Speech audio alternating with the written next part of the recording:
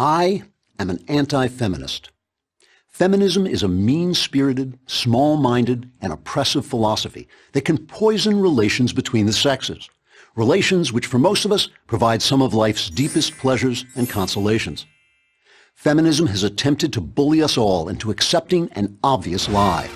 The lie that men and women have the same powers, talents, proclivities, and desires, and that consequently any discrepancy in their professional paths is due to bigotry and must be corrected by force of culture and law. By shoving that lie down our throats, feminism has made both men and women less happy and less free. Now, I'm going to have to speak in generalities, and I understand there are all kinds of exceptions to what I'm about to say. But the generalities remain generally valid. Feminism denigrates masculinity in men by relentlessly calling us toxic for our flaws rather than appreciating our natural qualities of energy, risk-taking, and leadership. But it also denigrates femininity in women, working to replace most women's commitment to relationship and child-rearing with male obsessions, such as career status and strength. What's the result? Take a look at the quintessential feminist icon, Rosie the Riveter, flexing her muscle. The truth is, any man of the same size and fitness can make a bigger, stronger muscle than Rosie can. By herding women away from their feminine natures, feminism seeks to transform them from first-rate women into second-rate men. Now, perhaps you'll protest. Isn't feminism simply the idea that women have the same human rights as men? No, it isn't. That philosophy is called classical liberalism, which holds that we are all equally endowed by God with the inalienable rights to life, liberty, and the pursuit of happiness. But wait, doesn't the Declaration of Independence say that all men are created equal? Yes, classical liberalism was an idea conceived by and largely for Christian white men. But, like all ideas, good and bad, classical liberalism has evolved over time according to its internal logic, so it now includes all races and both sexes. Good job, Christian white men. Thanks for the great idea.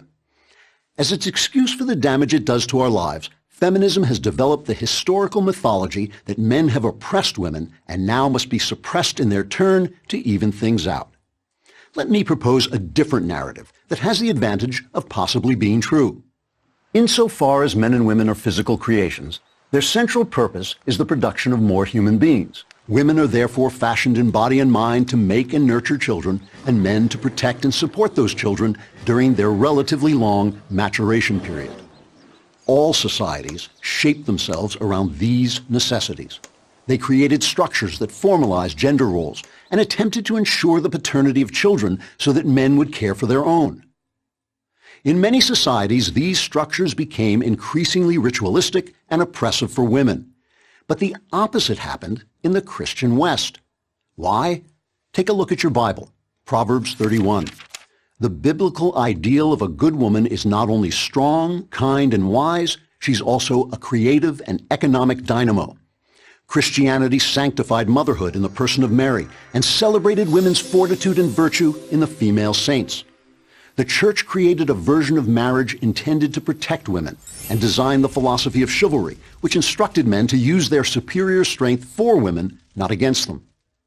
Individuals can be incredibly abusive to one another, men and women both. But over time, Christendom tended to elevate, protect, and ultimately include women as women in the great enterprise of Western civilization. Now, the developments of modernity have created special challenges for women.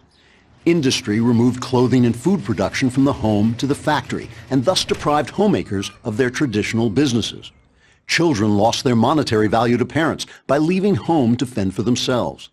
So, while motherhood and homemaking remain the most important spiritual activities of humankind, modernity has stripped those enterprises of their former economic power.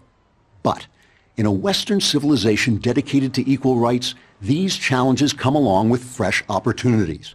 New technologies and effective birth control allow individual women to tailor gender roles to their personal liking or abandon them altogether.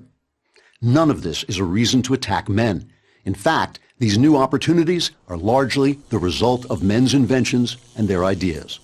And none of it requires women to abandon the femininity which is one of the graces of our world. It's just change and progress, that's all. With honest thought and goodwill, we can adapt over time without the angry, bitter, and dishonest attacks on our human nature by feminists. I'm Andrew Klavan for Prager University.